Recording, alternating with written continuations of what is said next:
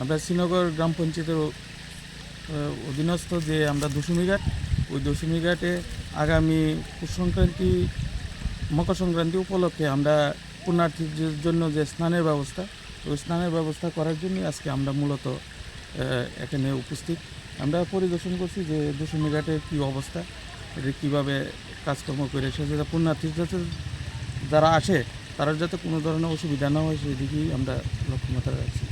আর যারা ছোটো ছোটো ব্যবসায়িকরা আছেন, ওই 2 দিনব্যাপী পৌষ সংক্রান্তি 2 দিনব্যাপী যে মেলা হবে, ওই জায়গার মধ্যে যাতে দোকানিরা যাতে তারা দোকান নিয়ে আসে, এই আহ্বান আমরা মেলা কমিটির পক্ষ থেকে আমরা সবার কাছে করজোড়ে অনুরোধ করি। এটা পৌষ সংক্রান্তি 12-13 ইংরাজি,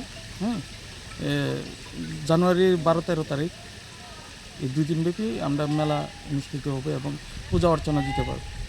আমার জন্মের আগে অনেকে বলছে যে এখানে বারণী স্নান হয়েছিল, তো সেই সুবাদেই আমরা আবার ওই জিনিসটাই আমরা মকর সংক্রান্তি উপলক্ষে স্নানের ব্যবস্থা আমরা করতে যাচ্ছি। বিগত দিনে মাঝখান দিয়ে কী কারণে বন্ধ আছিল সেদিকে আমরা যেতে যাচ্ছি না, ওখানে আমরা পুনরায় আবার এটা শুরু করতে যাচ্ছি। এর পাশে শ্রীনগর গ্রাম পঞ্চায়েতের উপপ্রধান এবং আনন্দনগরের প্রধান উপপ্রধান এবং বিভিন্ন সমাজসেবী যারা আছেন সবাই উপস্থিত আছে।